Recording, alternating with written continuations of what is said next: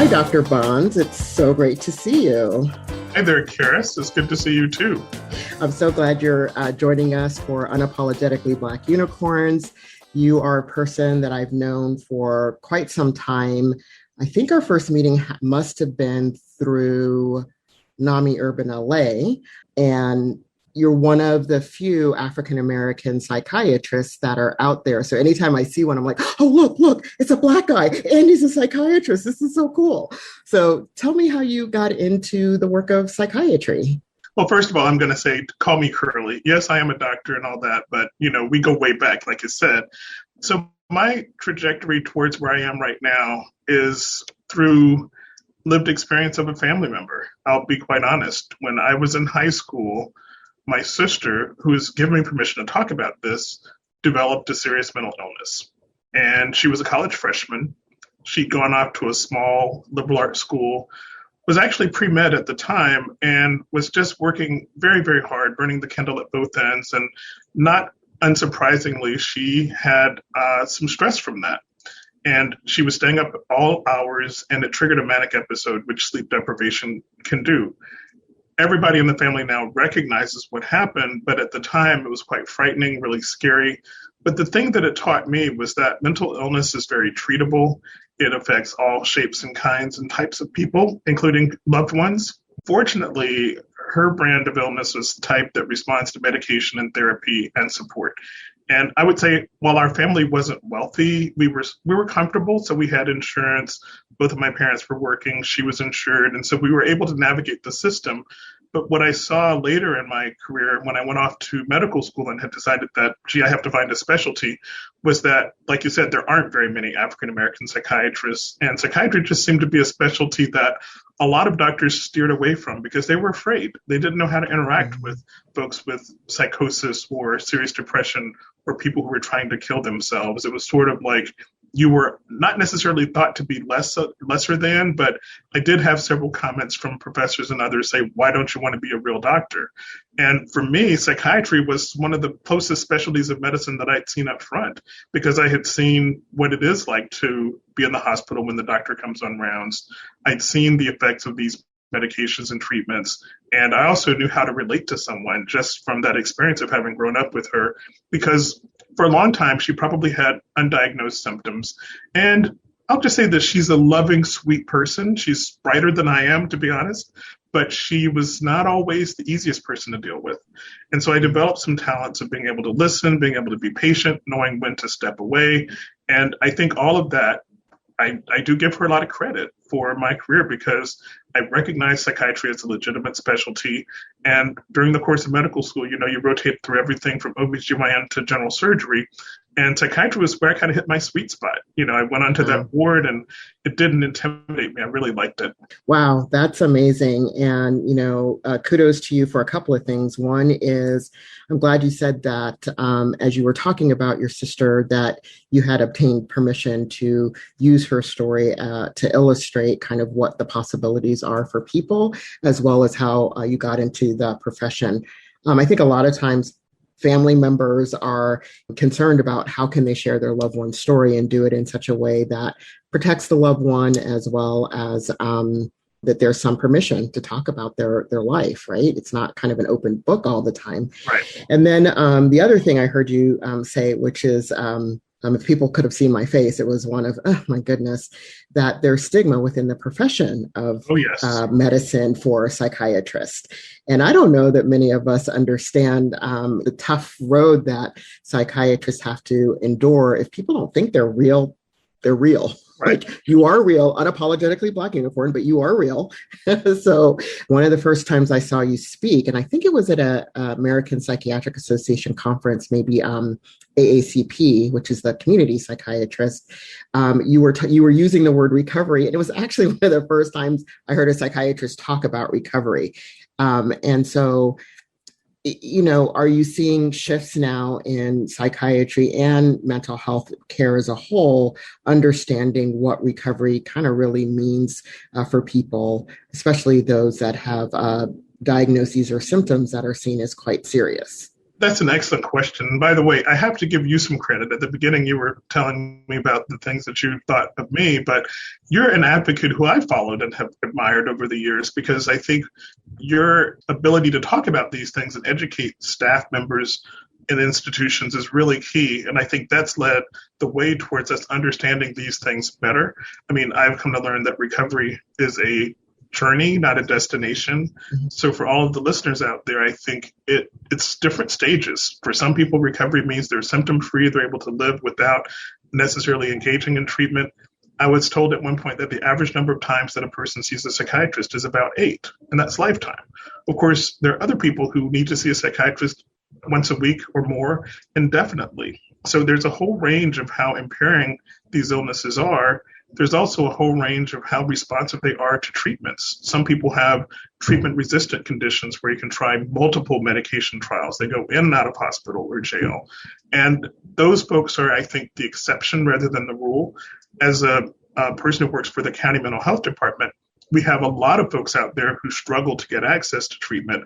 And even when they do, they don't always respond. And sometimes that's because the treatment isn't culturally tailored to their needs, their resources, their life experience, their language even sometimes, or just understanding who they are as a person. So the way I think about recovery is that it takes a village. It really takes not just psychiatrists. I mean, as good as I might be and as smart as I am about prescribing a medication, if the person doesn't believe that this illness exists or that it affects them or that it's the cause of their problems, then I'm not going to be effective as a physician. So I rely on other team members who might be able to spend more time, the therapists, social workers, psychologists, peer advocates who can tell them, if you don't take this medication, you're going to flunk out of school or you're going to lose your job or you're going to lose your family, your custody, right? Those sorts of things I think sometimes people need to hear, but they also need to hear the stories of recovery from people who are out there who've lived experience and who've experienced it firsthand. Yeah, I really like the partnership that, we've been able to develop as, me as a advocate, activist, unapologetically Black unicorn, all of those things, but also, trying to understand, well, what is the role of the psychiatrist? What are some of the difficulties that psychiatrists have in being able to do the work that they came into the field to do? That a lot of times there may be, which I didn't understand before, there may be policy or federal guidelines that sometimes can inhibit folks from doing the work in the way that they want to do it. So, have enjoyed getting to know you and work with you and continue to do that advocacy work as well. And you've worked in some really interesting places. We didn't write down your work in jail mental health, which again was a time when I was like, you were doing some really innovative things related to, I think it was helping folks who had been incarcerated. First of all, I think you were doing something related to the residents being able to have access to learning about what jail mental health is. Because I think a lot of times too, we have this picture in our mind of how people are and not thinking about, what's it really like to work with folks who are having those kind of struggles and have landed in jail for all sorts of reasons. And then secondarily, helping people to find themselves not as you are not your illness, you are not a criminal, you are not this, but look at you. You are somebody who deserves having an education. You are a person whose education may have been interrupted because of all of these things. And I think when you were working with jail mental health, you set up some programs that weren't about, go to the support group, but you called them classes so that people could feel like they were going for education. Am I recalling that right? You are. Okay. In fact, I'm surprised because I'm having to dredge up some things from the deep back memory. And I have to say, working at the jail was both the most difficult thing in my life, but also one of the most meaningful places where I've ever worked, because you have people there who don't have anything often. There's a gentleman, Father Greg Boyle, who works with homeboys, and he used to always say they never had a first chance. Mm-hmm. If someone's born into foster care, they have mistreatment or neglect in their background, they never got access to good education, they never had good health care, and they wind up sometimes out on the streets running with the wrong crowd, and they're very, I would say, impressionable, and sometimes they get the wrong types of influences. So what I did at the jail, and it wasn't just me, again, it was a whole team working with the leadership, we felt that we needed to have in-reach, not just from mental health clinicians, but we needed to have groups like Homeboy Agencies, which is a group that does reentry work, help people to get back into the job market, give them some training and job skills. But we also wanted to have folks come to help them if they needed to get parenting skills. For example, women who were at the women's jail, if they wanted to be reunited with their kids, they needed to know, how do I parent? Because some of them, that's not something you're born knowing. There was also people that needed to complete a GED. And then there were also just knowing life skills. How do you have a difficult conversation with someone without blowing up and getting into an altercation physically? So all of those things were part of what we thought of as sort of a rehabilitation mode. I mean, I think in our country, jail has become, at least in LA County, at times the de facto psychiatric hospital. I mean, people who know LA know well that it's the largest inpatient collection of folks in the country in terms of jail mental health. I think at one point, 2,000 people with mental illness were inside of our jail, which they had no business being there in the first place. They were there because of bad choices made, often when they were not treated or undertreated with a serious mental illness. So the jail was a destination that I landed at after being a county employee, and there was a program that closed down at a hospital where I was the director, and they came to me saying, hey, we need you to work at the jail. And at first I thought, oh no, not me. You know, it's locked down and it's scary. There are dangerous, violent people there. But when I went and toured and I saw those who were there with mental illness, they looked just like the people that I had seen, say, when I worked at a university hospital. I was at UCLA, and I thought, the only thing that really differentiates these people from the folks who are in more affluent communities is that they didn't have the benefit of the doubt. When they came and the police looked at what they were doing, you know, if they were running in traffic or doing other things, it was viewed as a crime as opposed to a symptom. And where did they take them? Rather than to a hospital, because they didn't have jail or they couldn't really advocate for themselves, they ended up in jail, and some of them, it becomes a repetitive cycle. Mm-hmm. There are a lot of guys that I met there who they identified their jail psychiatrist as their doctor because they've spent so much time there, and it was the one place where they got guaranteed access to care. There's a constitutional right to care and treatment when you're incarcerated, which isn't true if, say, you're living out on Skid Row or in a tent on the street somewhere. You know, you're not guaranteed treatment. Right. And, you know, at one point, too, you were a transplant psychiatrist, which I also found really interesting because of some family members, you know, who have heart disease in my family, not transplant level, but certainly I could see the emotional impact on heart disease and having different types of surgery, especially bypass surgery, how it affect them emotionally after the surgery. I had never known that there was such a thing as a transplant psychiatrist. So, yeah. So glad to know there is one. But so, tell me a little bit about that role and how it also shaped how you think about the work that you do and how you do practice. Well, let's see. So the general overarching term for transplant psychiatry, it's like a subspecialty of a subspecialty within psychiatry. And the bigger subspecialty is what's known as consultation liaison psychiatry. And those are the psychiatrists that generally work outside of typical mental health centers or clinics or hospitals. So instead of working at the psychiatric hospital, you would work in the main medical center. And at one point, this specialty was kind of dubbed psychosomatic medicine. And it gets at the mind-body connection. I never liked that word, and I'm glad that we finally formally changed it. But during my time in training, it actually became a board certification that you could get in psychosomatic medicine. I did not choose to do that because I had this aversion to school once I got my medical degree. I thought I'm done with diplomas. But anyway, so consultation liaison medicine incorporates psychosomatics and transplant.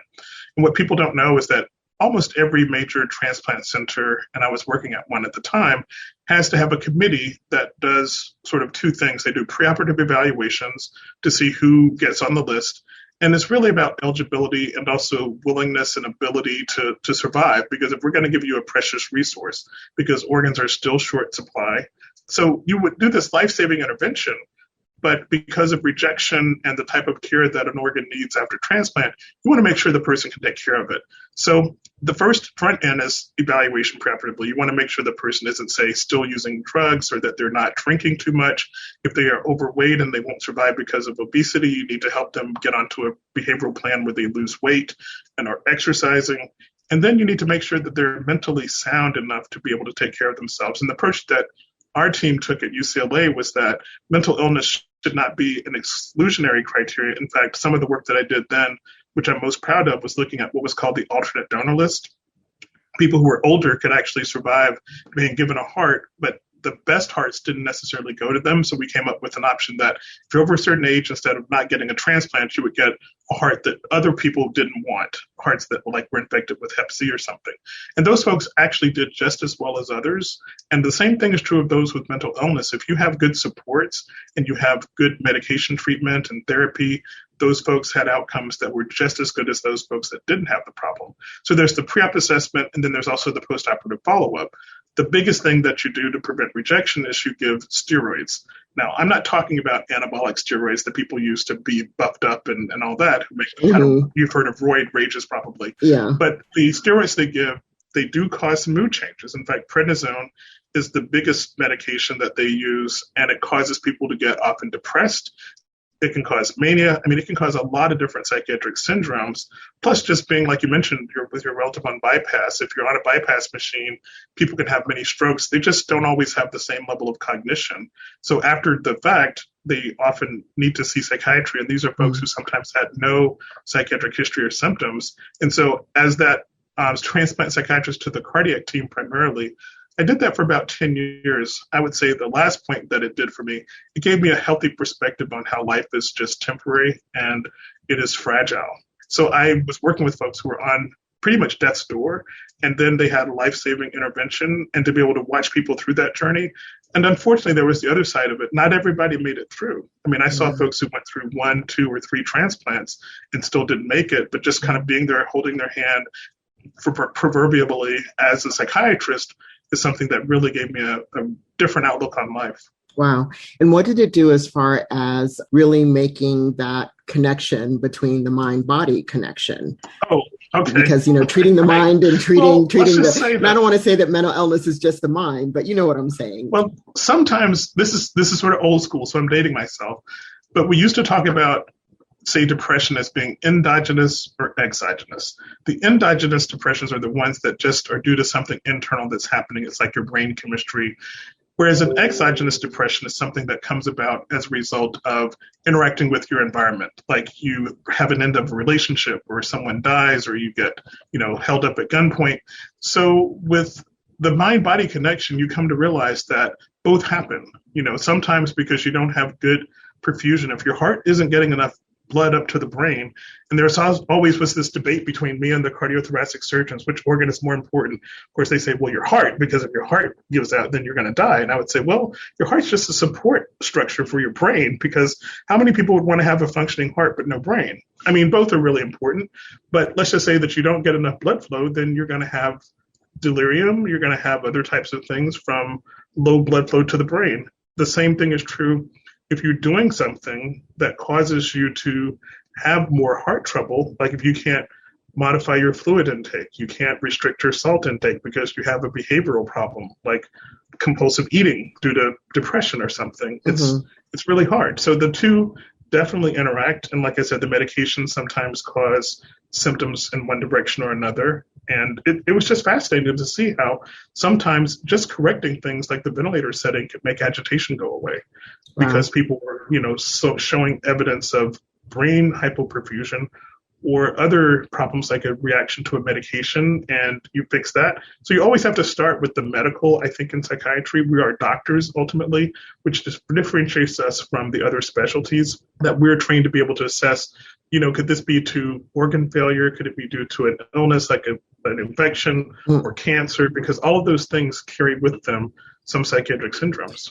Wow. And as you're talking about some of the work that you've, been doing all along, I'm always, curious about the disparities for Black and Brown communities and, how we ensure that, folks of color in particular are thinking about their mental health and well-being, both in the mind-body connection, because we know that, access to care, access to quality care, access to care that's culturally aligned with the person's needs, both on the mental health side and the physical health side, there are just these huge disparities. So what are some things that we could be thinking about as far as our communities of color?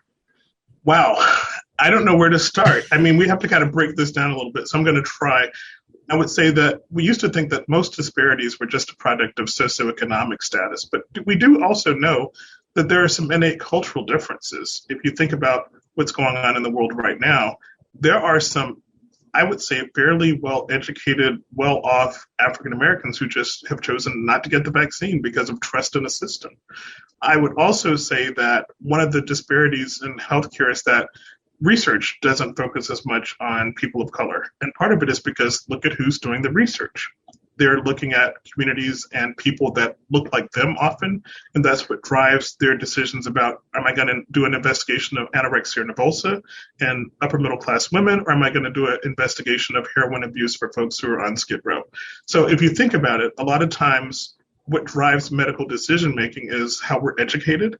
If you look at doctors across the country, psychiatrists in particular, only about 2% of psychiatrists are African American. So I think about LA County, where our local psychiatric society, the Southern California Psychiatric Society, has about 1,000 members roughly. And so when you think about, okay, well, we're going to have a meeting of all the Black psychiatrists, they can fit in my living room, for all of LA, 10 million people. So there aren't enough of us. And I would say that a lot of times people do tend to go back to communities where they were raised or where they're comfortable to work. So in terms of like clinics getting staff who want to work in underserved communities or communities of color, often you don't necessarily get symmetry. You're not going to get a psychiatrist who understands you. And I don't pretend to be knowledgeable about all things Black, but I would say that someone who comes in, be they from Compton or Baldwin Hills, they might feel more comfortable talking to someone who they feel understands what the challenges are that their families and that they themselves have faced. Mm-hmm. But then in terms of the other disparities, I would say they start early on. They start with what type of grade school education do you have? Do you have role models in your life of people who were physicians or nurses or neurosurgeons? Do you see that around you? Does it even feel like an option? And I remember going to Africa for my first trip, and I was flying from Rwanda to Uganda. And what kind of blew me away wasn't that I was going to, the hinterland, but it was really the pilot was Black. The flight attendants were Black. The people who were taking my bags were Black. The people who were in the finance department, I looked around and I thought, and there are these men in suits who were doing business trips, and they were all Black. And it was sort of like, I thought if I had seen that growing up, it would have been like, okay, the options are limitless. So I know that some Jewish individuals have something called birthright, where they all get to go back to Israel. And I keep thinking, and I believe that there are some folks in the community like Nancy Carter who's talked about this, having the option of African-American kids being able to see the culture that at least we're descendants of, not necessarily that we have a strong connection to them, but being able to experience that is, I think, very profound, even if it comes to going to the pediatrician or the psychiatrist and they kind of understand you and look like you. Oh, yeah. I've been to the motherland as well, to Senegal and Gambia years ago. And it's so funny, I was telling somebody about that trip, and I was telling them about the door of no return and going back to the western part of Africa, and how I had really planned that year to go to Paris. And I was, dead set, no, I'm going to Paris. And I kept telling my parents, no, I'm going to Paris. Thank you very much. Have a nice time. And they're like, no, you're not. And I'm like, oh, no, I saved up. I take my vacation. I'm an adult at this point. They can't tell me what to do. But they said, no, this is a trip that we need to take as a family, and kind of got forced into it a little bit. I mean, I'm always down for a trip. But so I said, okay, I'll go. And just, remember very much like you did, when we were kind of getting ready to land, I was like in tears on the plane. And I never thought that would happen to me, because I was like, most of the trip, I was like, I'm supposed to be in Paris right now. But as we were kind of coming in and I could see the land and, start to see the little dots of the people, I was like, wow, this is where we came from. Not exactly this spot, I don't know if we're from Senegal or not, but certainly from the continent. And everywhere you look, there are people who look like you. Yeah. And that's so powerful. And I'm an Army brat, so much of my life people didn't look like me. And here I kind of melted into the crowd versus stood out in the crowd. Right. So it was a really, really different and very, very powerful experience. So some of the other things that, I wanted to make sure we touched on, especially BeBe Moore Campbell Minority Mental Health Month. You knew BeBe Moore Campbell. I did indeed, yes. I met her along with what I called, or they called themselves the Nami Mommies. And they Mm-hmm. were women who were forces of nature, and they still are, who advocate and educate about mental health problems and how they look differently and present differently in our community. In fact, at a NAMI LA, Urban LA meeting, you'll hear people talk about what to do when you engage with the police. That's not necessarily something that you would hear from other NAMI groups across the city because they don't have that same experience. You know, when they call out, it's a different response. Mm-hmm. But Mm-hmm. so BeBe was an amazing person, a noted author. In fact, I think my first introduction to her was my sister, who was an avid reader, would always have a book around, and she had had several of BeBe's books on the shelf. I never read them because they were like girl books, but I have to Oh, say wait, that. whoa, whoa, whoa, whoa, whoa. Well, back then, You know, it was what the do you mean South. they were girl They weren't on books? my, let's say they weren't on my reading list. They Oh, were very okay. much, I think, not necessarily young romance novels, but they were what a lot of the young Black girls were reading. And it was Okay. popular. And, you know, so it just wasn't on my radar. And I read, but I read other things. So I will say that I knew of her. And then I met her. It was like, wow, not only can this woman write, because she was a best selling author, she could also speak and she Mm-hmm. could move people. She was just, I mean, the word elegance comes to mind because, you know, she just kind of moved gracefully through crowds and through difficult situations that I saw her unfortunately have to engage in sometimes with, you know, loved ones and others who had problems. And Mm-hmm. she was always calm. She just seemed sort of unflappable. And it's like one of her sayings, and I think her husband Ellis still says this, you know, something along the lines of, don't fault the cracks in life, is how the light comes in. So, you know, there Right. are things that go wrong. Um, it's really just important to be able to look at there's hope and there's optimism. And I think she did a fantastic job of instilling that in people. Yeah, she was quite a force of nature. I mean, I got to meet her later on in her career. I think it was after the publication of 72-Hour Hold, which chronicles the somewhat made up story, but also the sort of fictional story, but also based on real experiences of what it's like when you have a loved one who is not doing well. You're trying to get them support, and then the only kind of mechanism to get them that support is through a involuntary hold, 72-hour hold. That's the name of the book, and how there's this underground group of family members and advocates trying to change the system so that some of these mechanisms don't have to be used. And I read the book and was so moved by it.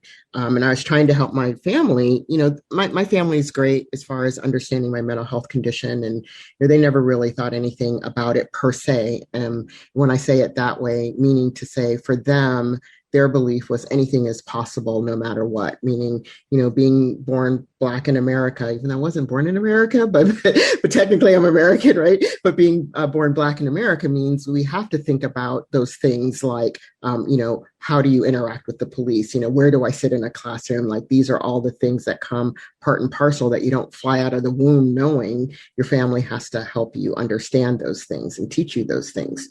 And so, you know, their belief was no matter what kind of thing is put before my path, whether it be a health thing or a systematic injustice thing, that, you know, we can overcome some of these things, and especially if we do it together.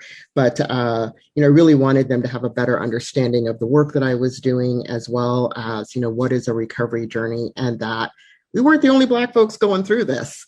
That though there was a NAMI affiliate in my neighborhood, and in their neighborhood, we weren't living in the same state. They never would go. It was kind of like, no, no, no, you know, we don't share this kind of stuff with people. This is sort of our internal family kind of discussion. And when they came out to visit me, BeBe Moore Campbell was doing a book reading of 72-Hour Hold. And so I invited them to come to the reading. And my parents were really, really moved. And it kind of helped that my mother's name is BeBe, so Oh, that I could have the two BeBes meet. So, but it was really meaningful for them because they got to see themselves in her. And that's very powerful as Black folks to know that we are not in this alone, that there are other people who are going through the same experience as families, as people living with mental health conditions. And we can work and support each other, as well as advocate for the system support and treatment that we need, that is culturally aligned to kind of who we are as people. I do want to ask one last question, because I think it would be a shame if we didn't take this opportunity to help people think about careers in mental health, especially Black folk, Black and Brown folk. You said there was about 2% of psychiatrists are African American. What the hey, like we're not 2% of the population. So no, we are not. How can we help people think about interest in this profession? Well, there are a lot of ways. One way is through early exposure, mentorship programs. I still hold a faculty position as a professor at Charles Drew University, and it's one of the places that does what's called Saturday Science Academy, where they bring kids to campus to interact with doctors and nurses and other healthcare professions, where it's not just about making everybody into a little doctor, but it's about exposing them to health professions as a choice. Because out in their neighborhoods, they may be seeing the people who are driving around in nice cars and wearing good clothes are not always doing things that are legal.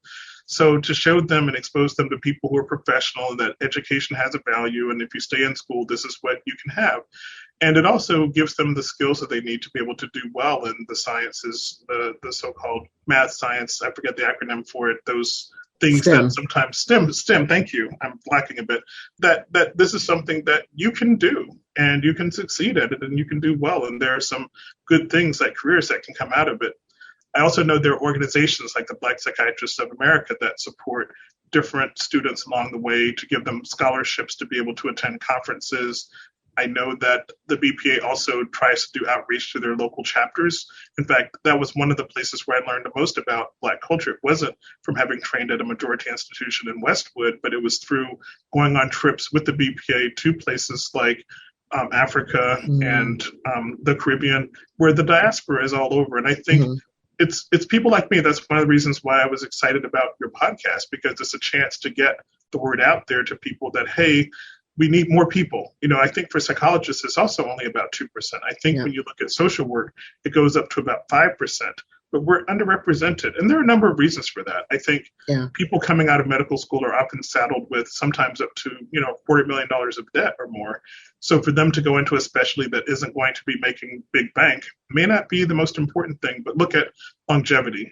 Psychiatrists can practice well past the typical retirement age because it's not a physically demanding specialty. As long as you're cognitively sharp, you can sit down and talk to people and write prescriptions. You're not having to stand up and make rounds a lot in the hospital unless you do that type of psychiatry. So it's a wonderful profession, and it's something that I think has been totally life-changing and life-enriching for me. It's so much a part of my identity.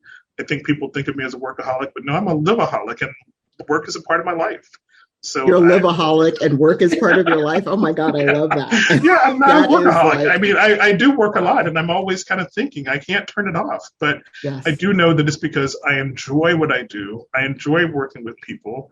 I enjoy, being in a position I'm fortunate enough to be able to influence the lives and careers of a lot of folks. And here at the county, we have 250 psychiatrists, and we're always, because there's turnover, looking for more. And we love to hire people that represent the communities that we help. So to have folks from the whole range of the rainbow is really important. Well, I don't know that I can even top any of that, other than thanking you for reminding us about the humanity and the humanness of mental health conditions for people, that it's not, we're not our conditions. We're still people who are human, and we want to engage, and have relationships. We want to be heard as the patient. And you've really talked a lot about that, and the journey of recovery being a journey and not a destination, and encouraging different ways for folks to consider coming into the professions of mental health and mental health support. So thanks for spending some time with me on this lovely afternoon. And thank you for being an unapologetically Black unicorn. I will have to give you some unicorn ears. I will anxiously await them. And thank you for inviting me. It's been a pleasure. It's always good to catch up with you, but this has been a very interesting chat, and I hope that people take some information away from it. Me too. And I hope people will also tune in next week for more Unapologetically Black Unicorns. Thank you, Dr. Bonds. Thank you, Karis.